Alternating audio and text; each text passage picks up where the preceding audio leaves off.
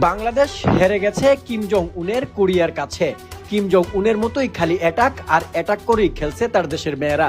মনে হচ্ছিল যেন কিম মেয়েদের বলেই দিয়েছে ভালো করে খেলে না আসলে কিন্তু খবর আছে। সেই খবরের ভয়ে মেয়েরাও যেন মরিয়া হয়ে যায়। বাংলাদেশের জন্য অবশ্য এই হারটা এক্সপেক্টেডই ছিল, তবুও বাংলাদেশ ফার্স্ট হাফে যেইভাবে তাদের আটকে রেখেছিল সেটা অবশ্যই প্রশংসার দাবিদার। কিন্তু ওই যে একটা সমস্যা আছে বাংলাদেশের, আর সেটা হলো লাস্ট মোমেন্টে কিভাবে যেন কি হয়ে যায়, আর সেখান থেকে গোল খাওয়া শুরু হয়।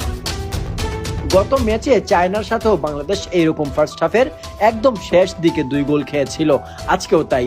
এই সময়টায় বাংলাদেশ যেন আর ধৈর্য ধরে রাখতে পারে না, অথচ এই গোলের আগে বাংলাদেশ ম্যাচে বেশ শক্তভাবেই লড়াই করে যাচ্ছিল। এক্ষেত্রে অবশ্য ভিআরও বাংলাদেশকে বেশ সাপোর্ট দিচ্ছিল। এই ভিআরের কারণে 2টা গোল বাতিল হয় কোরিয়ার, আর আরেকটা বাতিল হয় অফসাইডে। বাংলাদেশের ডিফেন্স আর গোলকিপাররা মিলে বেশ চমৎকার শৈলী দেখাচ্ছিল আজকে। গত চায়না